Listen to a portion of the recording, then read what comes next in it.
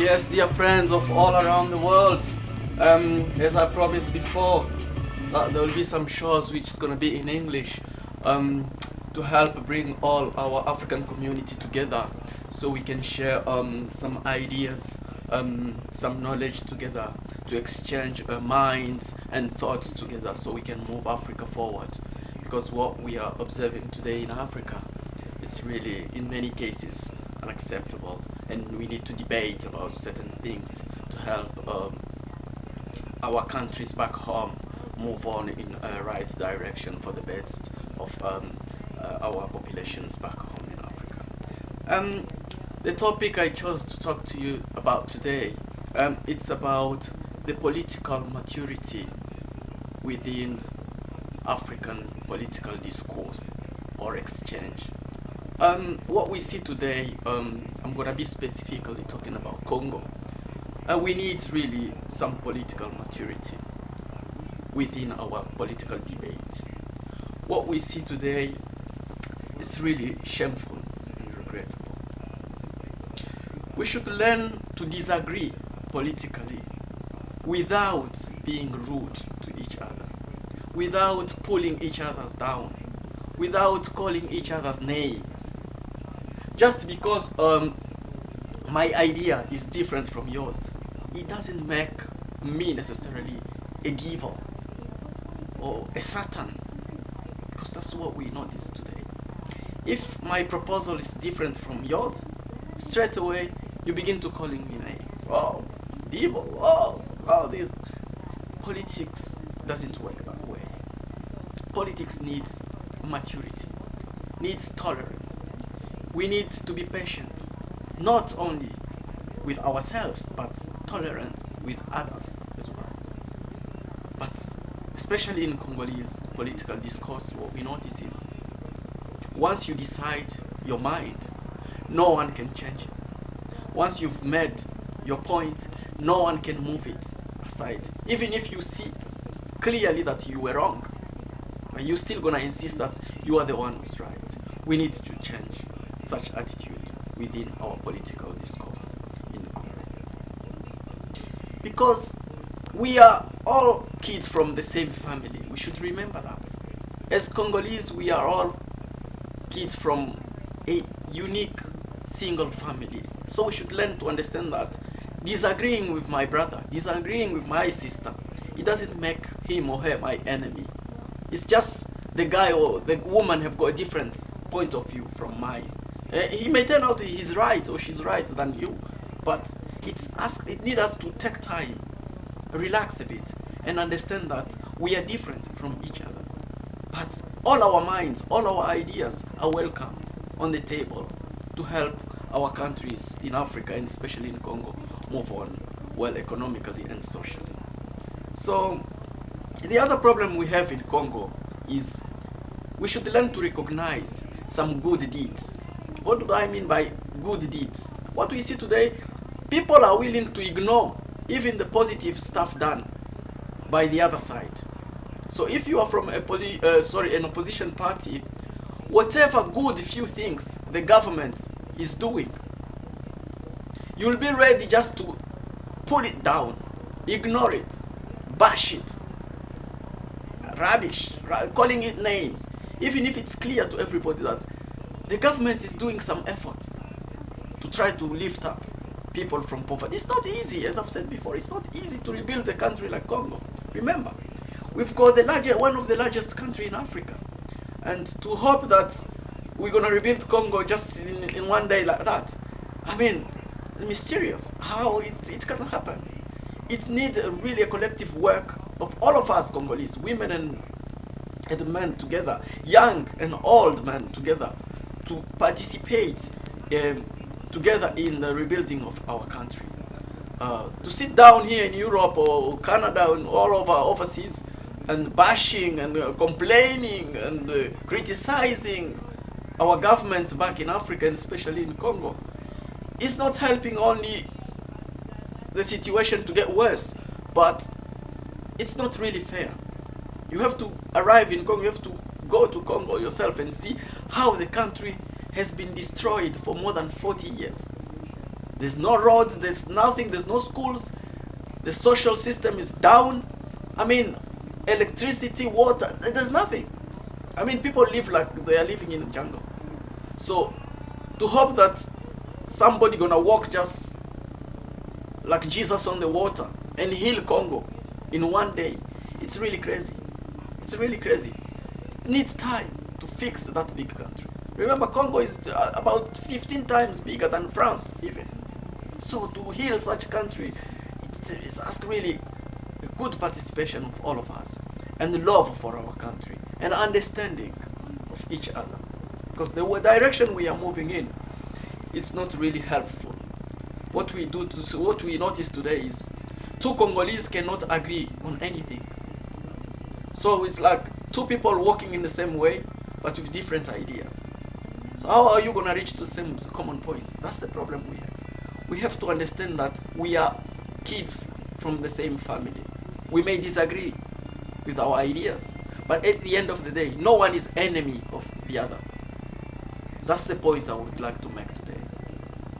I understand there are people outside the country who would like to see change being done fast in Congo. Yes, I understand as humans sometimes we lose patience. But we have to see the other side of the story as well. How to reach that change? You cannot only point fingers on others, do change, while yourself you're not doing anything. Ask yourself, look yourself in the mirror. What am I doing myself, personally, to make that change happen? What am I really doing to make that change happening? The answer is sometimes nothing.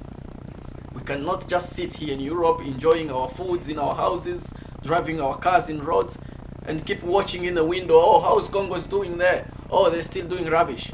You see, what are you doing yourself to make that change happen? To change a country is not only the role of the president or the governors or the ministers. It's the role of the whole entire community, the whole entire Congolese society. As you can see here in UK, Canada, wherever countries in overseas, you see the population help, they work hard to rebuild their country. It doesn't happen easy.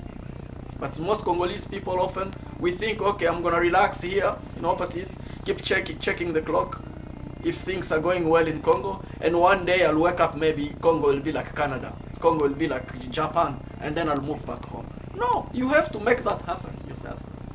What are you doing to help Congo becoming like Japan, becoming like China, becoming like UK? What are you doing personally? So that was the point to make today. Another point was about fanatism.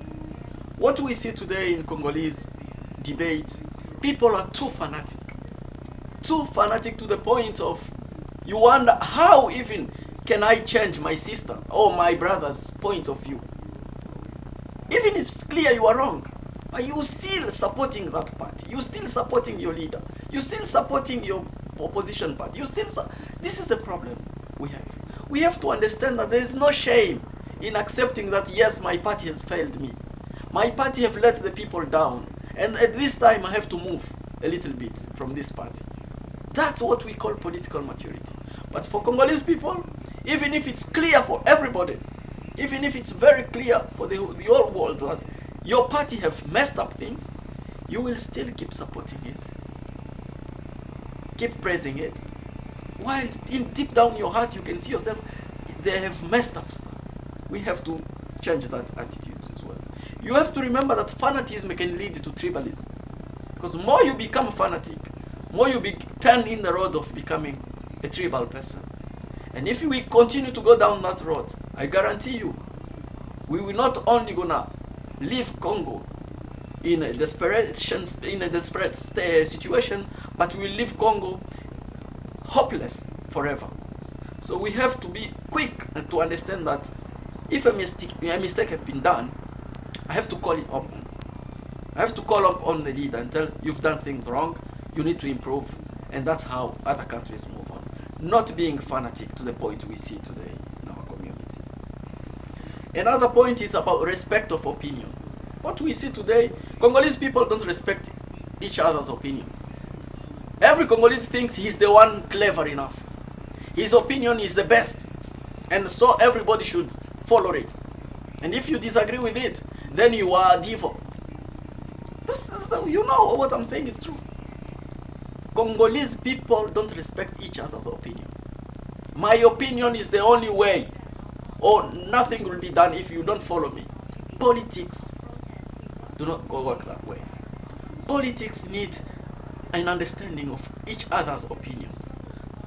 Because by understanding the other side, it sways your own opinion.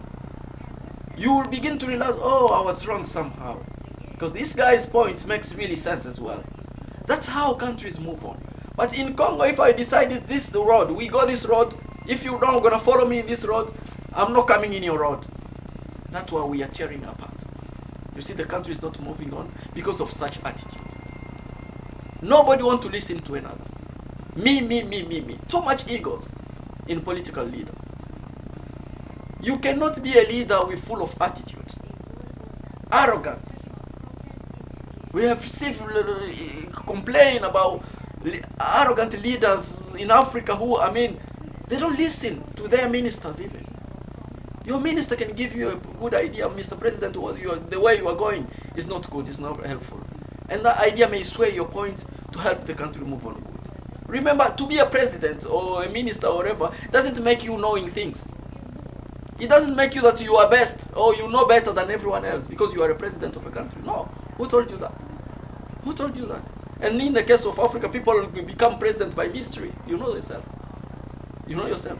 In Africa, you don't need even to go to school, to go to university to be a president. You can wake up one day and you just become a president while you are a street boy. We know it. So, we have to take time to understand the point of view of our ministers, our councillors, people around us, to sway our opinions. That's how politics works, for the better of the country. Not thinking because I'm the leader, because I'm the president, because I'm the minister, it means I know everything. You follow me, if you don't, you go away. Trouble. Listening is very important in politics. And respect of women. What we see in Congolese political discourse today, women are pulled down. Women are looked down upon by men. Women are just pointless, what can I say? Oh, a point of view for a woman, or what can she say? All this is because for years, African attitude toward women was just like that. A woman could not stand up among men and give her opinion. But we live in a modern world where we have to listen to women's point of view as well. Women are socially specialists. They know social stuff more than men. So how can we ignore them? These are people who bring us to earth. And if we disrespect women in our political discourse, we are not doing only a disservice to ourselves, but to our nation as well. Women should be listened to, please, in Africa. Women need to have some role, rigid role, in our government in Africa. We need to see more women empowered in our system in Africa. But what we see today, men are jumping on everything and keep women behind. But what are you going to say? Yeah, you are a woman, stay there. That's why we are stuck. There are many intellectual women, very, very capable than even men, and you know it. But because of that African attitude, oh, a woman, what can she say? We keep them behind. Very shameful. Things need to change. So this was the idea I wanted to share with you guys today. We have to learn to respect each other's opinion, point of view. We have to understand that my friend having a different idea from mine, it doesn't make him a devil. Maybe that's the way he sees things. So we still brothers and sisters from the same family. That's the point I wanted to make. But what we see today, Congolese are beginning to fight each other. It's become a tribal problem. You are from East, I'm from North, I'm from Kasai, I'm from Lubumbashi, I'm from Kinshasa, I'm from Bandundu, I'm from Bukavu. What are you going to tell me? I'm from, I don't know, Mbandaka. What are you going to tell me? No one is more Congolese than the other. That's the bottom line I want to finish on. Please, nobody is more Congolese than the other. We have to remember that every time. We are all Congolese with the same values, with the same level. The idea that because you are from Bukavu, you are more Congolese than someone from Bujimai, it's really, really regrettable. Because that's the language we begin to hear today in our society. Oh, I'm from Bandundu. You are from Kasai. What are you? You're Muluba. I'm from Congo. You are Mswahili. All those things are pulling us down, further and further down. Stop such thinking. We are one nation. Look at the map. We are people from a united nation. We cannot allow ourselves to be divided with our silliness and our madness. If one Muluba done something wrong, it's not all Baluba. If one Muswahili, it's not all Baswahili. If it's one Mukongo, it's not all the Bakongo. We have to learn to distinguish things. Not generalizing the whole community. Oh, Baluba Bazala Kabul. That's not good. We have to change such attitude and understand that we are all Congolese. Until we do that, then our countries will be healed. Will be healed forever. Hope you understand this message, and God bless you, and God bless Africa. Because we need to be together as a family, and that's how we'll help our community. I didn't forget to greet my dear friend in Australia, Nicole Mukeba. Nicole Mukeba, thanks very much for your participation in my topics. I didn't forget Safi Sadiki in USA, my sister Safi Sadiki. Yolande Tantini Yolande here in UK. I didn't forget as well my dear brother Eric Bashige in US. Roger Dunia, Stella Banks here in Liverpool. Thanks very much, all of you. Thanks very much to share ideas together on Facebook and other network. This is how we'll rebuild Africa. Thank you and God bless. Bye.